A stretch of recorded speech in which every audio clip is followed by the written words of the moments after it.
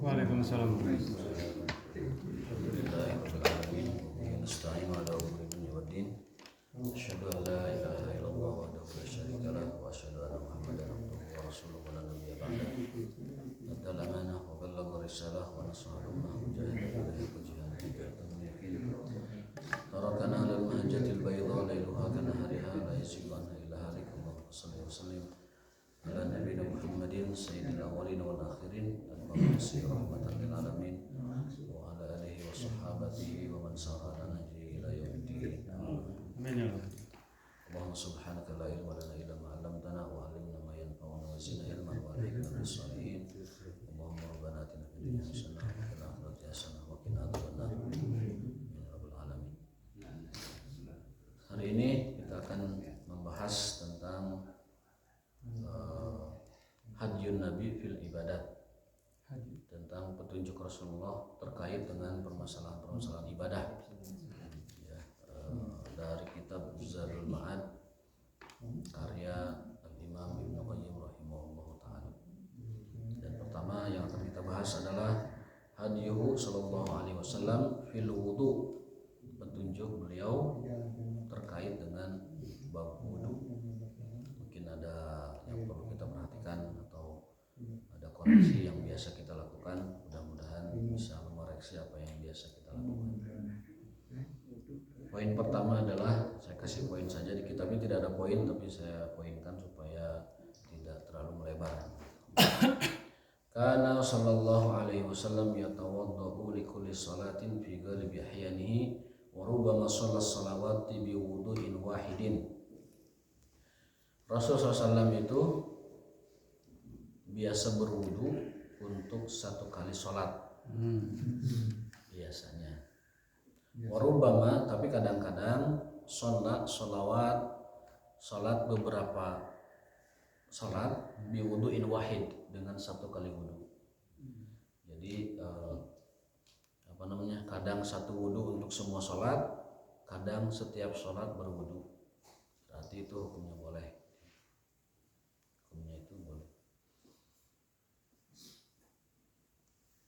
Ada silang pendapat di kalangan para ulama terkait dengan wudu yang terlalu jauh waktunya. Jumhur ulama mengatakan bahwa wudu yang terlalu jauh dari waktunya itu tidak bisa dipakai. Dan ini satu-satunya pendapat jumhur yang lemah. Jumhur itu mayoritas, tapi ini lemah. Ini satu-satunya pendapat jumhur yang lemah. Karena mereka menggunakan dalil firman Allah Ta'ala, idza qumtum ila shalah, jika kalian hendak sholat. Menggunakan frasa ayat itu, jika kalian hendak sholat maka lakukanlah wudu, dan bla bla bla dengan rinciannya ya. Idza qumtum ila sholati faghsilu wujuhakum wa aydiyakum ilal marafiq dan wamsahu bi ru'usikum wa arjulakum ilal ka'bayn. Itu kan dalilnya tentang wudu kan. Ada pengikatnya di situ, idza qumtum ila shalah, jika kalian hendak sholat. Maka jumhur beranggapan bahwa kalau kita wudunya bukan untuk sholat, maka itu tidak bisa digunakan untuk sholat. Sehingga wudu yang lama tidak bisa digunakan untuk sholat yang baru. Itu pendapat jumhur ulama, dan ini lemah. Sementara ada pendapat Imam Malik lebih kuat. Imam Malik mengatakan bahwa wudu itu kalau masih tidak batal, masih sah, wudunya masih berlaku, mau berapa kali sholat juga bisa gitu. Kalau dari subuh kita punya wudu sampai maghrib bisa sholat, silahkan. Karena satu wudu selama belum batal dia berlaku untuk semua sholat. Berbeda kalau kita niatnya tajdid dulu wudu, memperbanyak wudu, itu lain lagi. Itu afdaliyah beda.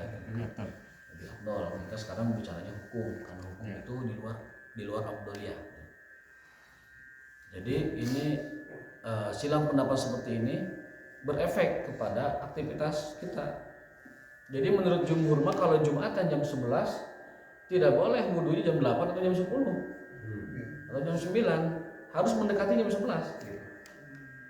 Jadi kalau kita berangkat ke masjid jam 9 mau Jumatan, nah jumhur mah nanti jam 11 teh wudu lagi. Itu pendapat jumhur. Makanya saya katakan ini satu-satunya pendapat jumhur yang lemah, bisa dikatakan seperti itu. Itu kata dosen saya begitu. Ini adalah pendapat jumhur yang lemah. Kalah dengan pendapat ulama yang satu orang, yaitu Imam Malik radhiyallahu taala. Makanya dalam menimbang mazhab atau pendapat ulama itu yang menjadi pijakan itu dalilnya. Misalkan Imam Anu berkata Anu, Imam Anu berkata Anu, lihat dalilnya, mana yang lebih kuat. Buktinya apa? Ini buktinya. Nah, jumhur berpendapat bahwa wudhu itu yang berlaku yang paling dekat waktunya kepada sholat. Sementara yang jauh tidak bisa dipakai. Namun Imam Malik berpendapat lain, wudhu itu tetap bisa dipergunakan selama dia tidak batal. Nah, dan ini menguatkan pendapat Imam Malik tersebut. Rasulullah SAW biasa sholat dengan setiap sholat itu satu wudhu. Ya. Jadi Rasul biasa wudhu untuk setiap sholat, tetapi juga kadang-kadang beliau wudhu untuk seluruh sholat dengan satu kali wudhu. Wa kana yatawaddau bil muddi taratan wa bisulusaihi taratan wa bi azyada minhu taratan. Nah, beliau ini sallallahu alaihi terkadang dalam wudu sering berwudu dengan satu mud. Satu mud itu satu ini. Kalau diukur pakai wadah mungkin satu cup aqua ya kurang lebih ya. Satu cup air mineral. Itu kadang beliau au bisulusai, kadang juga lebih sedikit dari itu, kadang lebih banyak dari itu. Gitu. Wa bi azyad itu lebih banyak ziyadahnya. Jadi bisa dengan segayung, bisa dengan satu botol aqua mineral, bisa dengan lebih dari itu, bisa kurang dengan itu. Makanya pantas saja kita mendapatkan informasi bahwa Imam Ahmad radhiyallahu taala anhu kalau berwudu itu airnya tidak netes ke tanah. Setengah liter lebih kan? Satu mud ya 0,7 kurang. Berarti satu mineral ya. Mineral itu berapa gram? Mineral itu 600 kan, lebih dari situ lebih dikit. Yang cup 300. Nah, berarti antara tengah dua itu ya, antara tengah-tengah itu berarti sekitar air mineral lebih sedikit. Jadi kan diusap ya. Wa aqalla minhu, kadang lebih sedikit dari itu. Wa azyad kadang lebih banyak. Jadi patokannya mud berarti. Wudu itu patokannya mud 600 ml. Kadang kurang kadang lebih. Berarti kalau kita ambil patokan ya udah mud saja. Satu botol mineral. Dan itu dicontohkan oleh Imam Ahmad bahwa beliau kalau wudu tidak netes ke air, berarti diusap. Dan kita dulu kami waktu di kuliah biasa seperti itu. Di kita mah nggak biasa begitu, karena airnya nggak golontor. Nah, poin kedua adalah masih poin pertama, wa kana min aisarin nasi sabban lima wudu. Beliau adalah manusia ataupun tipe orang yang paling mudah dalam hal menumpahkan air wudu, dalam hal mengocorkan air wudu gitu. Gampang wudu bahasa Arab. Orang yang paling gampangan wudu itu Nabi SAW. Jadi tajdidul wudu itu beliau sering lakukan, memperbaharui wudu. Batal dikit wudu. Artinya apa? Selalu menjaga wudu. Wa kana yuhadziru ummatahu minal israf, ini poin kedua. Beliau senantiasa mewanti-wanti umatnya untuk tidak berlebihan dalam hal wudu. Jangan berlebihan. Ada hadisnya, innalil wudu'i syaitonan. Saat kita wudu ada syaiton yang nungguin kita. Nama syaitannya yuqalu lahu al-walhan. Wah, ada namanya. Walhan, ada nama wudu. Si walhan. Dulu iblis yang merubah marka jalan ke Mekah Nabi kan namanya Khinzib. Waktu kita bahas kan, ketika kita menafsirkan bahwa wajadaka dhalan fahada, dan kami dapati engkau Muhammad dulu pernah tersesat, bukan tersesat hidayah, ingat, tersesat jalan menuju Mekah, dan kami berikan petunjuk bisa masuk kota Mekah kembali. Dan itu alamiah, manusiawi, orang nyasap jalan itu biasa. Di padang pasirnya. Padang pasir. Jadi marka jalan ke Mekah itu oleh iblis dirubah, sehingga Nabi melihat tuh, kok Mekah nggak sampai-sampai ternyata si markanya tuh dirubah, entah itu bukit, entah itu tangkalan, entah itu dirubah sama iblis. Akhirnya Allah mengutus malaikat Jibril alaihissalam untuk mengusir itu si iblis. Ditiup itu jin namanya khinzib itu oleh Jibril dari Makkah sampai ke ujung timur. Tiupan malaikat. Celeng kata. Coba kalau itu ke ujung timur. Sampai ke ujung timur tidak terlihat. Itu dalam tafsir Ibnu Katsir jelaskan. Dalam tafsir Ibnu Katsir bahwa Rasul itu kenapa kebingungan arah ke Mekah itu karena markanya digeser oleh iblis. Dan itu biasa. Kita kalau lagi pramuka aya nu heureuy, panahna dibelokkeun nyasap banget. Nyasap itu enggak tahu kemana. Nah, ini pernah oleh jin itu Nabi diganggu markanya dirubah. Khinzib. Kang Khinzib. Nah, kalau untuk yang wudu mah nama jinnya Walhan. Ya Nabi tahu, dikasih tahu sama Jibril pasti. Innalil wudhu'i syaitonan. Setiap orang berwudu ada syaitan yang mendampinginya. Yuqalu lahu Walhan, namanya si Walhan. Fattaqu waswasal ma, maka bertakwalah kepada Allah atau takutlah kalian terkait terhadap waswas ma.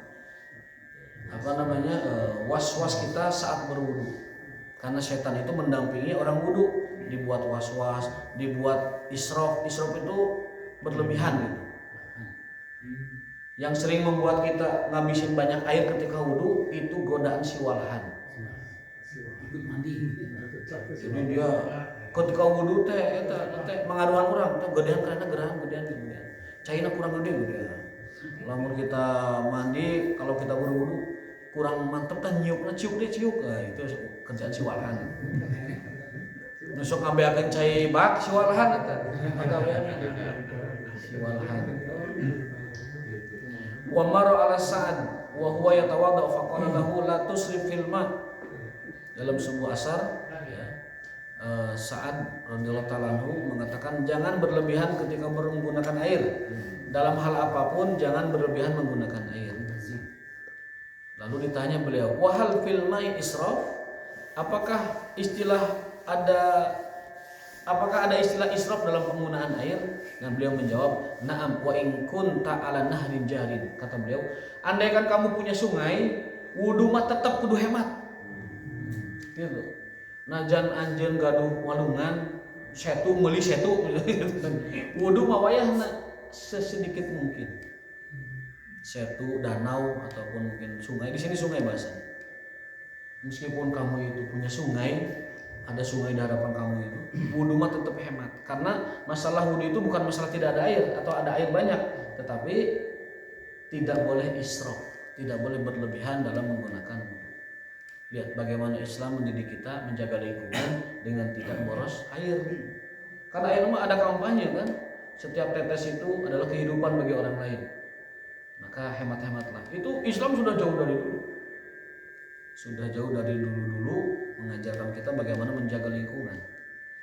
Wala tusrif, jangan kamu berlebihan menggunakan air meskipun kamu punya sungai yang luas, yang lebar. Nah, itu demikian petunjuk Islam dalam hal berwudu atau menggunakan air. Wa sahha anhu tawaddu'a marratan wa marrataini wa salasan.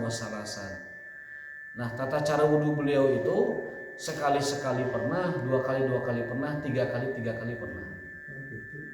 Jadi mangga badai sekali mangga, badai dua kali mangga, badai tiga kali mangga. Wa ba'dil a'dha'i marrataini wa ba'dhuha salasan. Wajib satu kan. Wajibnya kan satu. Boleh dua, boleh tiga, sebagai tambahannya.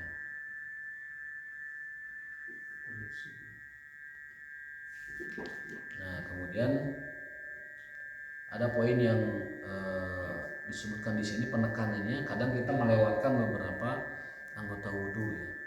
Wudu itu kan rukunnya 4 kan? 1 Ya. Dalam gerakannya. 1 itu adalah mencuci muka, fagsilu wujuhakum, mencuci muka. Kemudian setelah muka mengusap telinga, mengusap kepala, Fagsilu wujuhakum wa aydiyakum. Muka tangan dulu berarti ya. Muka, cuci muka, kemudian cuci tangan sampai siku, kemudian usap kepala, kemudian cuci kaki. Itu rukun wudu cuma 4. Yang pokok, yang rukun. Tetapi dalam hal mengusap kepala perlu diingat adalah yang diajarkan oleh Rasulullah SAW itu mengusap kepala dari bagian depan sampai akhir, sampai ujung.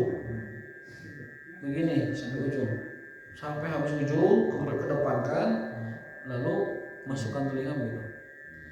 Dalam riwayat yang sahih itu beliau biasa menggunakan air yang sama yang digunakan untuk kepala. Untuk telinga. Untuk telinga, karena telinga itu bagian dari kepala. Jadi mengusap telinga itu menggunakan air sisa kepala. Sekaligus, tidak mengambil air baru gitu. Tidak mengambil air yang baru. Meskipun ada riwayatnya mengambil air wudhu kembali gitu, tetapi yang ada dalam hadis-hadis yang kita pelajari itu bahwa beliau itu menggunakan air yang sama dengan air yang digunakan untuk kepala. Alasannya adalah karena telinga bagian dari kepala. Maka telinga itu hukumnya diusap, bukan dicuci, bukan dibasuh. Telinga itu bagian dari kepala, bukan bagian dari muka. Kalau orang membasuh telinga dibanjur begitu, itu berarti dia beranggapan bahwa telinga itu bagian dari muka. Kan perintahnya itu cuci muka, cuci tangan, basuh kepala, usap maksudnya, lalu cuci kaki kan begitu. Jadi yang dicuci itu muka, tangan dan kaki. Kepala mah cukup diusap. Perintahnya demikian menurut Al-Quran menyuruh kita demikian. Sehingga untuk kepala khusus itu diusap saja dari awal rambut sampai ujung rambut, dari depan ke belakang dibalikan lagi kemudian ke telinga. Cukup 1 kali saja untuk kepala. Meskipun dalam mazhab ada yang berpendapat berbeda. Imam Abu Hanifah dan Imam Syafi'i membolehkan saat kita wudhu hanya dengan 1/3 kepala kita. Kalau di pesantren gitu. Itu pendapat Syafi'i dan Hanafi. Jadi asal kena rambutnya itu 3 helai atau bukan helai 1/3 kepala itu mereka sah. Namun kalau kita lihat zohir makna hadis tidak demikian. Dalam hadis Bukhari dan banyak hadisnya, Rasul itu kalau ketika berwudu beliau mengusap kepala itu min muqaddami ra'si, dari depan kepala ila muakhkharihi, sampai ke akhir ujung sini. Setelah itu balikan ke depan dan lalu inikan gitu. Jadi dalam hal ini mohon maaf kita tidak menggunakan pendapat mazhab dalam hal ini karena hadisnya cukup jelas bahwa Rasul berwudu dari depan kepalanya, rambutnya itu sampai ke belakang dan diusap kembali. Jadi terlalu jelas hadisnya kalau untuk ditafsirkan berbeda begitu. Mungkin yang saya pahami kenapa ada masa berbeda itu batasan minimal kalau yang saya pahami. Batasan. Kenapa Hanafi membolehkan separuh, Syafi'i juga membolehkan 1/3, itu mungkin batasan minimal yang disebut kepala itu gitu. Yang disebut kepala itu. Tapi kalau di kepalanya utuh ya semuanya begitu. Itu maksimal saja.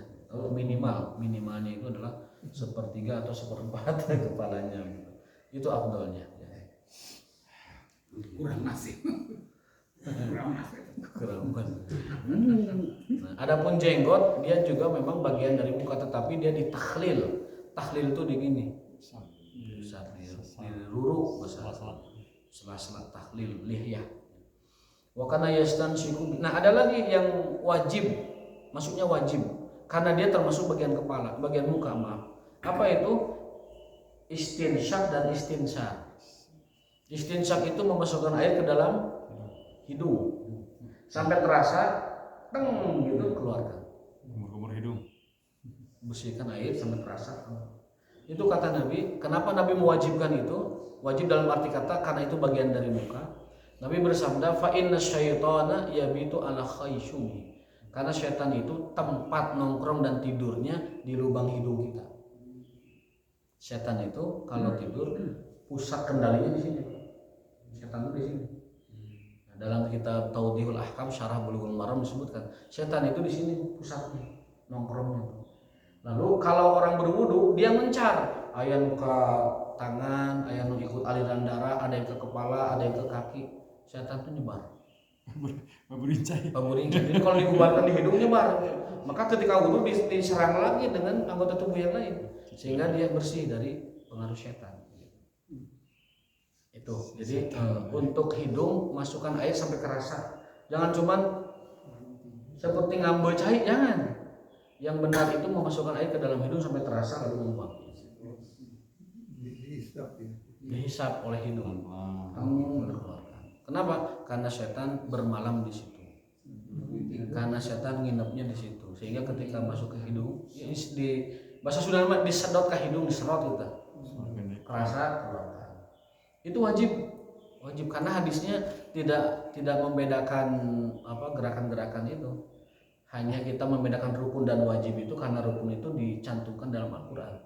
Kalau hadis merincinya bahwa yang namanya memasukkan air ke dalam hidung itu bagian dari kita mencuci atau membasuh muka kita. Si setan usil pisan tanya gimana ya? Setannya di hidung paling usil pisan setan gawe. Kemudian ini tamat mud atau tamat mado berkumur itu juga wajib berkumur, bukan rukun tapi wajib. Jadi berkumur 3 kali, kemudian ngambil air ke hidung. Berkumurnya itu wajib, jangan ditinggalkan, maksudnya harus bersih mulutnya, kemudian ke hidung. Ada sunnahnya dalam berwudu, yakni membersihkan tangan sebelum tangan itu digunakan wudu. Terutama kalau baru bangun pagi, karena Nabi bersabda, hendaklah di antara kalian membasuh tangan kalian dulu sebelum berwudu, karena fa'annahu la yadri aina batat yaduh, karena dia tidak tahu di mana tangannya menginap tadi malam. Nabi menganjurkan bagian dari sunnah hendaknya mencuci tangan terlebih dahulu sebelum dimasukkan ke dalam bejana atau wadah atau digunakan untuk berwudu. Cuci tangan dulu. Dan kata hadisnya itu Nabi bersabda karena dia tidak tahu di mana tangannya menginap tadi malam. Kalau nanya kesalahan. Milik koko robet kakarata kan tidak tahu kan. Jadi kalau ngambung Gagaro namanya orang tidur, maka cuci dulu sambil bismillah baru masuk ke wudhu. Cuci ya. Itu sangat dianjurkan, termasuk sunnah kita mencuci tangan sebelum berwudhu. Nah, itu hal-hal yang perlu diperhatikan dalam al-wudhu. Ahadits Utsman radhiyallahu taala anhu as-sihah kulluha tadullu ala anna masha ra'si marratan wa lam yasihu anhu fi hadisin wahid annahu iktasara ala mashi ba'di ra'sihi al-batta. Hadis Utsman radhiyallahu taala Utsman bin Affan radhiyallahu taala anhu memberikan informasi kepada kita bahwa yang namanya mengusap kepala itu cukup sekali saja dan dilakukan dengan cara tadi, dari awal rambut tumbuh di kepala sampai akhir rambut tumbuh di kepala. Diusap dari belakang ke depan lalu dikembalikan ke depan kembali. Adapun yang beranggapan bahwa itu cukup tidak seperti itu, maksudnya kurang dari itu, maka itu tidak sesuai dengan apa yang disebutkan dalam hadis Utsman bin Affan radhiyallahu taala. Walakin kana idza masaha bi nasiyatihi kamula 'alal imamah. Nah. Ini nanti ada bab lain tentang mengusap serban di kepala ya. Itu namanya masul fain. Itu poin yang keempat ya. Jadi poin yang ketiga tadi adalah istinsyak, memasukkan air ke dalam hidung dengan tangan kanan. Memasukkan air ke dalam hidung pakai tangan kanan. Kemudian keluarkan. Lalu sebelumnya tadi ada berkumur ya. Ada berkumur 3 kali sama man tawadha fa ghasala wajhahu salasan dan seterusnya. Wa masa bi ra'sihi salasan dan seterusnya. Ada memang keterangan-keterangan. Poin kelimanya adalah di sini disebutkan lam yaqul Rasulullah SAW syai'an minhu wala 'allamahu li ummatihi wala thabata anhu ghairu tasmiyah fi awwalihi wa qawluhu asyhadu an la ilaha illallah wahdahu la syarikalah wa asyhadu anna Muhammadan abduhu wa rasuluhu Allahumma ij'alni minat tawwabin waj'alni mutatahhirin fi akhirih wa fi hadisin akhar fi sunanin nasa'i mimma yuqalu ba'dal wudu aidan subhanakallahumma wa bihamdik asyhadu an la ilaha illa anta astaghfiruka wa atubu ilaik. Jadi ini kata Ibnu Qayyim rahimahullah, yang namanya doa ba'da wudu ya, baik itu asyhadu an la ilaha illallah ataupun sebelumnya dengan mengucap bismillah secara sempurna, bismillahirrahmanirrahim begitu. Kata beliau itu lam yakul rasul syai'an minhu. Rasul tidak pernah mengajarkan itu kepada umat. Jadi tidak ada doa sebelumnya. Tidak ada doa sebelumnya. Bismillah saja. Bismillah ketika berwudu. Jadi tidak ada doa sebelumnya, tidak ada juga doa setelahnya. Wa fi hadisin akhar min sunan Nasa'i, ada doanya tapi bukan doa seperti itu. Doanya itu adalah subhanakallahumma wa bihamdika asyhadu an la ilaha illa anta astaghfiruka wa atubu ilaik. Malah itu doanya. Seperti doa kita beres penutup. Jadi penutup wudu sama dengan penutup majelis. Doa itu yang ada dalam Sunan Abi Daud, Sunan Nasa'i ya. Itu seperti itu ya. Silakan dibuka kalau mau merujuk dalam kitab Amalul Yaum wal Lailah dari hadis Abu Sa'id Al-Khudri dengan sanad Al-Musayyib bin Wadih. Silakan jika mau merujuk. Jadi mungkin ini tambah wawasan buat kita ya. Jadi kalau kita misalkan tidak baca doa wudu asyhadu an la ilaha illallah, bisa dengan doa penutup seperti penutup majelis. Subhanakallahumma wa bihamdika asyhadu an la ilaha illa anta. Jadi doa itu bisa dipakai untuk seluruh penutup aktivitas kita. Mau majelis, mau ngobrol, mau nongkrong, mau ngopi, baca doa itu. Termasuk juga wudu. Beres wudu tutup dengan doa itu. Subhanakallahumma. Nanti kata orang, "Nanya tuh dawuduna bari ngobrol cenah." Bukan itu. Nah.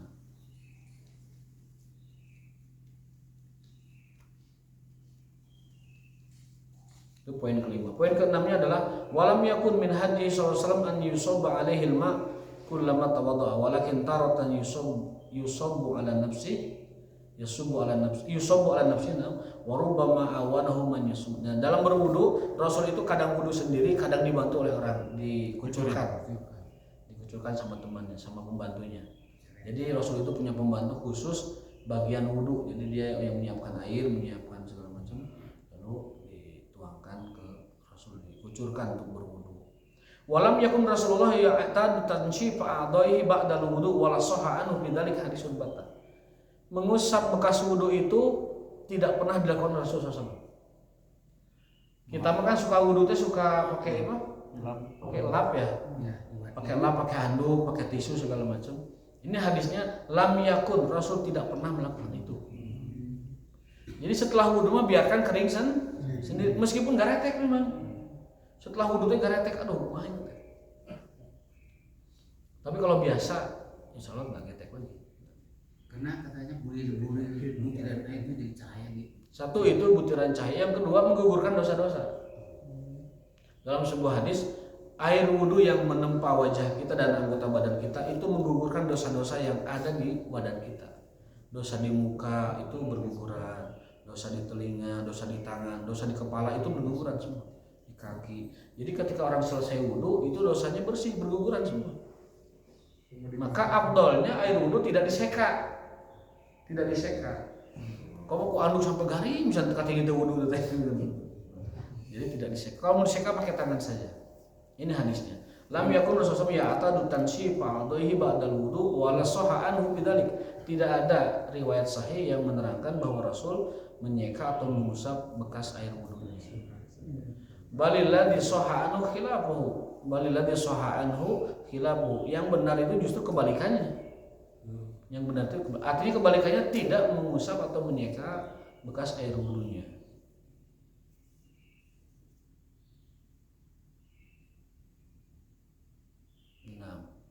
Ada memang hadis Aisyah riwayat dan juga hadis Mu'adz bin Jabal, saya bacakan saja. Wa amma hadis Aisyah, adapun hadis Aisyah terkait bahwa Nabi itu punya sehelai kain untuk mengusap wajah beliau, mengusap anggota tubuh beliau ketika wudu, dan hadis Mu'adz bin Jabal bahwa Rasul juga pernah terlihat mengusap wajahnya dengan ujung bajunya, jadi pakai ujung baju diginikan. Bitor fi saubihi, pakai ujung bajunya, jadi warna kaos tadi gitu kan segala macam begitu. Fadhaifani la yuhtaju bi mislihima, hadisnya lemah. Jadi hadis Aisyah dan hadis Mu'adz bin Jabal riwayatnya yang menerangkan bahwa Rasul itu punya kain khusus untuk menyeka wajah, atau Rasul biasa bajunya dielapkan kepada muka beliau ketika wudhu, itu hadisnya lemah, tidak bisa digunakan sebagai hujah ataupun dalil hukum. Berarti kembali ke hukum asal bahwa Nabi SAW disebutkan beliau tidak pernah menyeka wajahnya, tidak pernah mengusap bekas wudhu di anggota badannya. Jadi biarkan dia kering sendiri, dan itu lebih segar sebenarnya. Kalau kita misalkan wudhu di keran masjid ya, kemudian langsung sholat, itu terasa segarnya. Air itu kena angin di wajah kita, ada airnya, itu segar. Ala kulli hal, mungkin itu kembali kepada kita sendiri. Kalau memang benar-benar gatal, tidak bisa membiarkan air itu di wajah kita, ya mungkin diusap sedikit, mungkin tidak apa-apa. Tapi kalau kita mengikuti anjurannya, maka Rasul tidak pernah menyeka mengusap wajahnya. Qala Tirmidzi rahimahullah taala, Imam Tirmidzi perawi hadis mengatakan, wala yasihu anin nabi sallallahu alaihi hadzal bab syai'un. Tidak ada satu riwayat pun, kata Imam Tirmidzi, yang sahih dalam hal ini. Artinya Nabi memang tidak pernah mengusap wajahnya, tidak pernah mengusap anggota tubuhnya yang bekas wudu itu. Itu penegasan dari Imam Tirmidzi bahwa tidak ada satu riwayat sahih pun berkenaan dengan bahwa Nabi menyeka atau mengelap bekas air wudunya. Ini informasi tambahan buat kita. Jadi semakin menguatkan bahwa kalau bekas air wudu, selama tidak terlalu mengganggu banget itu air tetesannya, biarkan dia. Satu, saksi di akhirat yang akan memberikan cahaya bagi kita. Yang kedua, itu dosa sedang digugurkan dengan air wudu berguguran itu. Jadi lebih maksimal terasa wudunya itu. Bagi yang punya jenggot, wa kana yukhalilul lihyata wahyanan, beliau itu kadang menyela jenggotnya, walam yakun wajib, tapi tidak menjadikan itu kebiasaan yang terus dilakukan. Jadi Nabi itu kadang menyeka, kadang menyela jenggotnya, kadang juga dibiarkan saja ketika berwudu. Jadi tidak harus terus diginikan jenggotnya. Jadi boleh saja, boleh tidak juga. Itu yang dijelaskan dalam hadis ini. Dalilnya adalah wa qad ikhtalafa a'immatul hadis bihi fasahhaha Tirmidzi wa ghairuhu annahu kana yukhal. Adapun hadis dari Tirmidzi bahwa Nabi SAW adalah selalu menyela jenggotnya, maka kata Tirmidzi itu hadisnya sahih. Berarti apa? Berarti menyela jenggot itu dilakukan kadang-kadang, tetapi kalau kita lakukan itu lebih afdal. Itu lebih afdal bagi kita berdasarkan hadis Tirmidzi. Bagi yang punya jenggot ya udah nggak usah pusing ya. Itu jenggotan itu kena pusing gitu. Atau disela apanya kan begitu. Seperti itu. Nah, Imam Ahmad mengatakan la yasbut bi takhlil ya hadisun. Kata Imam Ahmad tidak ada satupun hadis yang sahih terkait dengan menyela-nyela jenggot. Jadi Imam Ahmad itu mengatakan tidak ada hadis satupun. Imam Tirmidzi justru hadisnya sahih. Dalam menilai hadis itu penting juga kita tahu ilmunya. Kata Imam. Bisa jadi hadis itu mungkin kenapa Imam Ahmad mengatakan atau Imam Tirmidzi mengatakan hadisnya sahih, lalu Imam yang lain mengatakan tidak ada hadis yang sahih. Bisa jadi hadis itu belum sampai ke ulama yang dimaksud gitu. Bisa jadi karena di zaman itu yang namanya kitab ataupun lain sebagainya itu kan tidak tersebar luas. Artinya orang kalau belum mendatangi gurunya dan guru yang lain itu bisa jadi belum tersampaikan. Bisa jadi begitu alasannya. Dalam kitab Shahih Fiqh disebutkan sebab kenapa para ulama beda pendapat itu diantaranya adalah bisa jadi ada hadis yang sudah sampai ke seorang ulama tapi belum sampai ke orang tersebut. Itu demikian. Dan itu wajar dalam kehidupan kita sehari-hari. Kemudian wa takhlilul asabi, adapun meruru jari jemari ya, jari jemari meruru begitu. Nanti namanya sebenarnya pikiran teh sela-sela diruru itu. Adapun meruru jari jemari lam yakun yuhfaz alaih, tidak ditemui bahwa itu selalu dilakukan oleh Nabi SAW. Wafi Sunan, dalam kitab Sunan Anil Mustawrid Ibn Shaddad, ra'aitu Nabi SAW idza tawadda'a yadluku asabi'a rijlaihi bi khinsirihi. Tapi dalam hadis ini disebutkan kitab Sunan ya, bahwa beliau itu meruru bagian sela-sela jari kaki dan jari-jari tangan. Jadi kalau wudu begini Pak, Gosok lah. Digosok. Jangan mohon maaf aya nu wudu teh kieu unggul dah di keran teh. Dikucurung. Itu unggul. Nah, itu tidak nyunah. Satu. Yang kedua bisa jadi ada sela kaki yang tidak kena air. Nabi pernah melihat ada sahabat berwudu, ujung belakang memuncangnya itu tidak kena air. Apa kata Nabi? Garing kene. Wailun lil aqabi minan, kata Nabi. Sungguh celaka orang yang wudunya tidak sampai kena mata air. Jadi di bagian belakangnya itu masih ada air garing gitu. Kata Nabi, wailun, celaka. Celaka itu bisa celaka neraka, bisa celaka kehidupannya. Wailun lil aqabi minan. Ada ancaman neraka bagi orang yang ketika wudu bagian belakang memuncangnya itu garing. Ini kebiasaan bagi orang yang wudunya seperti tadi, kerannya cuma dikit aja. Jangan Pak, wudu itu kakinya diusap, dicuci. Kan perintahnya fagsilu, cuci kakinya. Yang namanya cuci harus kena, dan yang namanya cuci harus bersih. Jadi sela-selanya itu diruru, jangan dingin-dingin aja. Khawatir ada bagian tidak kena wudu, tidak sah wudunya. Tidak sah wudunya, sholatnya bagaimana? Hukumnya kan? Jadi merembet, kalau wudunya tidak sah, sholatnya juga tidak sah, merembet itu. Maka pastikan memuncangkan, belakang memuncangkan, tempat bagian wudu itu harus sela-sela, harus kena di sela-sela. Memang repotnya kalau orang badannya gemuk, hese nyela-nyela. Di beberapa negara mah seperti di Arab dikasih kursi tempat wudu teh supaya mudah wudunya. Orang Hanafi semua tadi. Orang Hanafi pakai kursi. Terlebih orang-orang sekarang yang badannya cenderung agak susah membungkuk untuk menyelanya itu. Enaknya kalau sambil wudu gitu. Di depannya ada pijakan kaki, kemudian dianya duduk, itu nyaman berwudu. Kan lila gitu teh. Wudu yang begitu teh lama membuat orang nunggunya lama gitu. Itu orang nyeklan kena bimbing. Kadang aya nu ka tembok diruruan gitu. Eta ge bari capek sarua. Bari nahan napas gitu. Karena berat gitu. Nah, maka tidak six pack. pantas saja Umar mengatakan perut gede itu azab.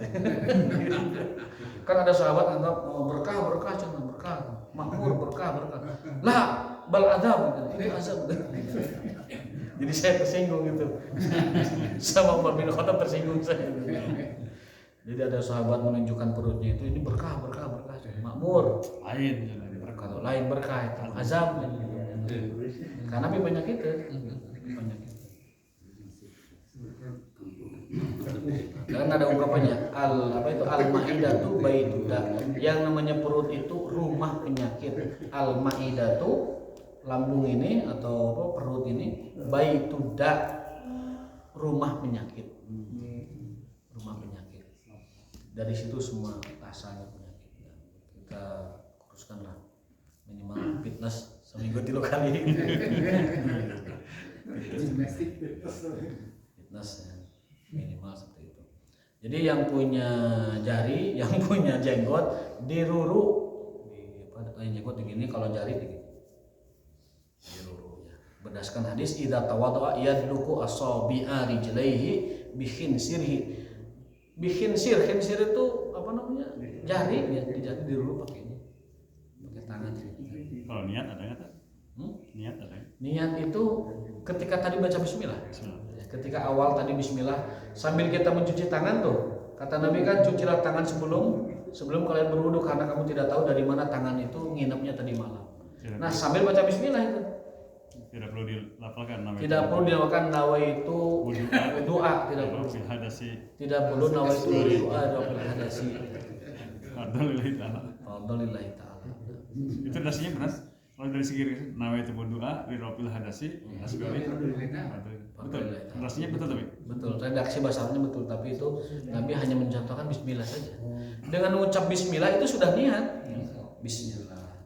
Sambil mengucap mencuci tangan. Dan lalu berwudu. Itu anjurannya demikian.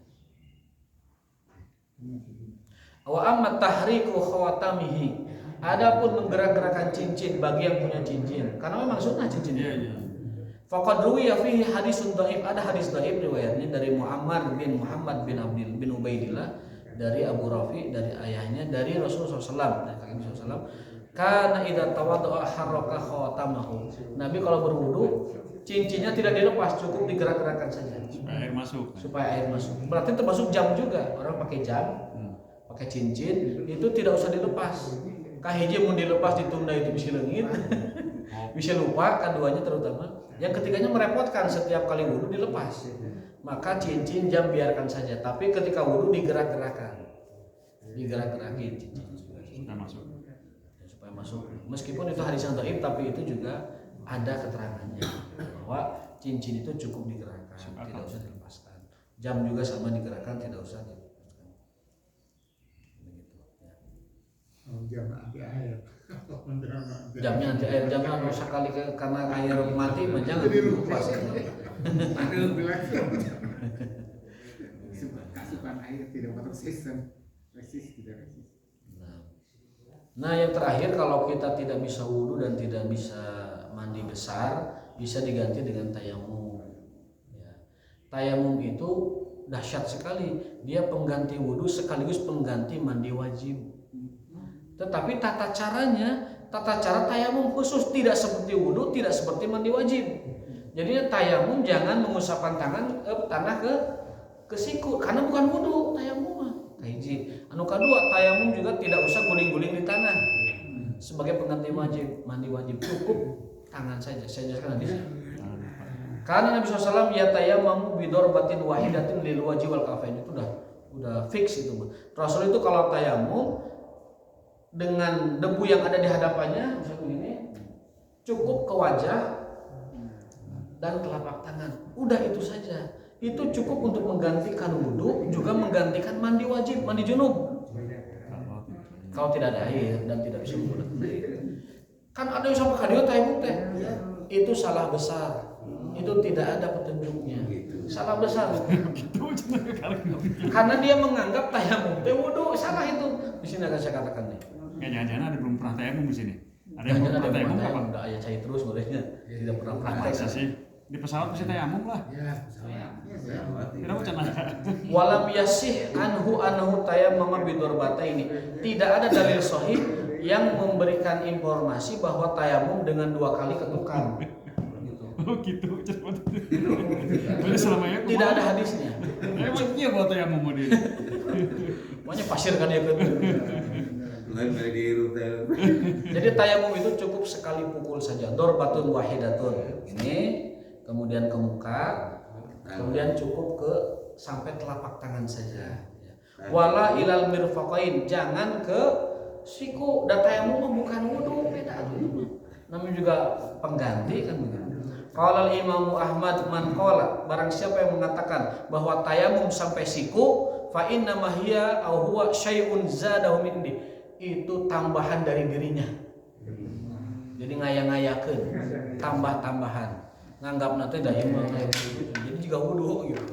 Kata Imam Ahmad, barang siapa yang tayamum sampai ke siku, maka dia sudah menambahkan sesuatu dari agamanya. Jangan ya. Kalau tanah yang di mana? Tanahnya bebas, apapun yang ada di permukaan bumi ini adalah tanah. bersih. Di sini disebutkan orang yang sengaja bawa tanah untuk tayamum itu adalah perbuatan yang keliru. Tanah rempang. Tanah yang di dinding. Yang di dinding, yang di bangku, yang di sejadah itu semua ada tanahnya, ada debu kan? Lain teh ucingan apa lah. Ya yang dipotong. Jadi maksudnya kan ada sebagian kita harus tanah bersih, ngambil tanah kalau ke mana supaya tayamum katanya. Jangan. Menyengaja bawa tanah untuk tayamum itu tidak dibenarkan. Yang benar adalah tayamum dengan apa yang ada di hadapannya, di bangku, di baju, di punggung kawannya, boleh. Belakang kursi. Di belakang kursi atau di bahkan ke punggung teman kita boleh. Asal ulang kesangan. Bau kan begitu ya. Nah, itu penjelasan tentang tayamum. Nanti kita lanjutkan insyaallah. Allah taala subhanallahi subhanallahi wa bihamdika asyhadu an la ilaha illa anta astaghfiruka wa atubu ilaik. Wassalamualaikum warahmatullahi wabarakatuh.